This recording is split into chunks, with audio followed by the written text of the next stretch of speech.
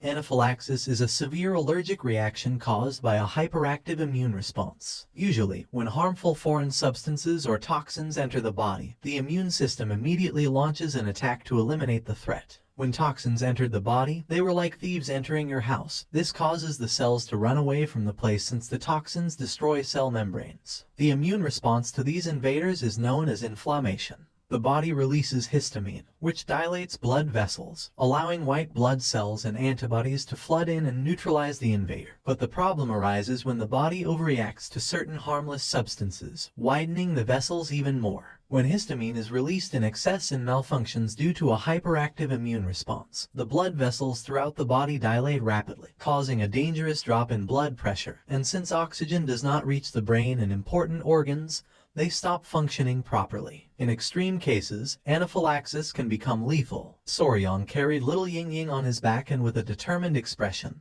began to run at full speed, knowing that they had no time. He started running quickly through the area, and along the way begged Ying-Ying to please hold on a little longer. Several minutes later, thanks to his incredible mobility arts, Soryong arrived at the entrance of the patriarch's residence. With a nervous gaze, he began to shout, informing his father-in-law that Ying-Ying had lost consciousness. Upon hearing this, the patriarch opened the door. Ying-Ying, who was as red as a tomato, began to pant heavily. Soryong picked up Ying-Ying in his arms and clenched his teeth in worry, not knowing if she would be okay. The patriarch and Peng Muon ran out of the residence, and upon seeing that Ying-Ying had lost consciousness, they panicked, asking what had happened. With a worried gaze, Soryong explained that she was having serious trouble breathing. Peng Muon took his daughter, and his eyes widened in fear. He reached out and decided to pour his internal energy to stabilize her. The patriarch sat beside them and remained silently observing. Little by little, the breathing of little Ying-Ying began to stabilize, and the red rashes started to disappear. In a matter of seconds, the red rashes disappeared,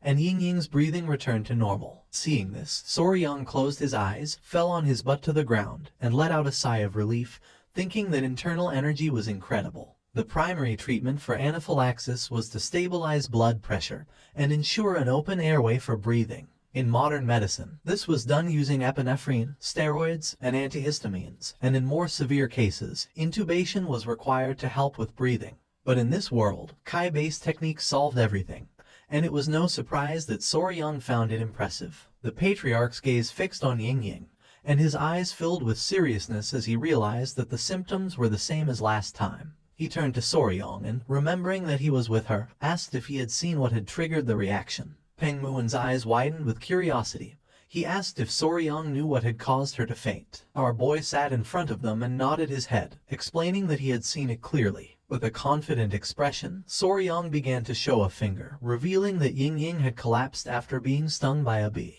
Upon hearing this, Peng Muon and the patriarch's jaws dropped in surprise. They could not believe that a bee had been the trigger for the allergic reaction. The patriarch began to stroke his beard and thought that although it was rare, there were cases of people fainting after being stung by a bee. But he knew that this did not explain why she had collapsed all those other times. Peng Muon's eyes widened in surprise. He thought that the patriarch was right, since if a bee sting were the cause, she would not have made it this far. He was somewhat confused because this meant that they still did not know what the cause was. The patriarch let out a sigh as they could not find any clear connection. But just before he could finish the sentence, Soryong closed his eyes and nodded with a smile, revealing that he had found what the cause was. The patriarch's eyes widened in surprise and curiosity. He was in shock and asked if Soryong was really telling the truth. With a smile, our boy revealed that Ying-Ying being stung by a bee had helped him discover the true cause. Peng Muon's jaw dropped in surprise. He demanded that Soryong explain himself. Our boy decided to explain in detail. Peng Muon's face filled with sweat, while on the other hand, the patriarch's eyes widened with suspicion. Soryong's attention was fixed on little Ying-Ying. He closed his eyes and with a smile mentioned that first they had to remove her clothes. It was already dusk. Someone closed the door of a room.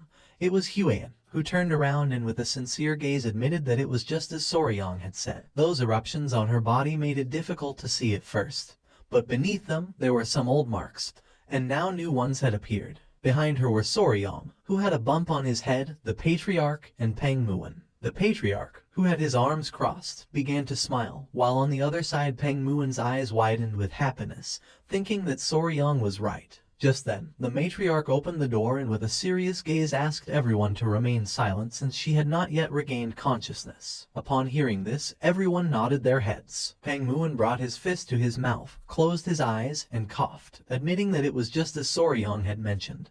There were additional marks beyond just the rash. Soryong, who had a giant bump on his head, began observing him in silence. With a sad and confused gaze, Peng Muin asked why his daughter had been fainting all this time. With a confident tone, Soryong revealed that it was due to bee venom poisoning. Peng Muin's eyes filled with confusion as he recalled that the patriarch had said that was not the cause. Besides, there was no way they wouldn't notice a bee sting, and their courtyard had no flowers, only stone pavement, so there was no reason for the bees to be there. He wanted to know what made Soryong think it was bee venom. Soryong closed his eyes, started touching his chin, and thought that he was right since a bee sting would have been noticeable. But he had no doubt that her symptoms matched perfectly with anaphylaxis caused by bee venom. Little by little, our boy began to open his eyes, which started to shine. His mind was like a giant bookshelf full of books about poisonous creatures. His eyes began to shine with seriousness. He started touching his cheek and knew that what he needed to find out was another creature that had the same venom as a bee, one that contained melatonin or peptides that triggered swelling and difficulty breathing.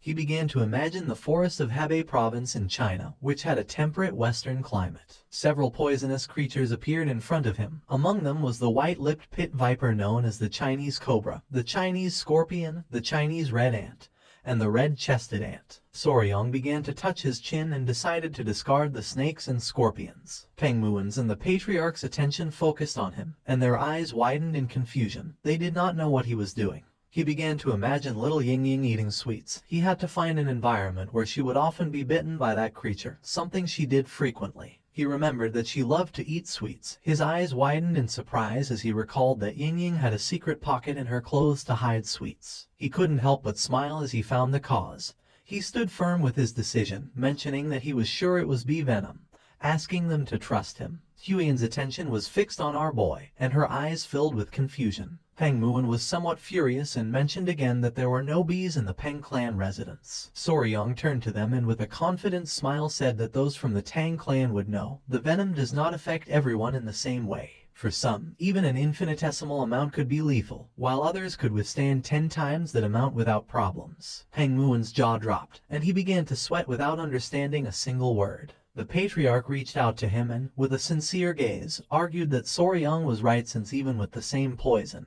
the effects varied from person to person. Soryong extended his hands, explaining that as they had seen, Ying-Ying was particularly sensitive to bee venom. Huiyan remained silently listening, while on the other side, Peng Muin and the patriarch nodded their heads. Soryong's eyes began to shine with confidence. He started touching his head with his finger and said that one thing was certain, she was vulnerable to bee venom.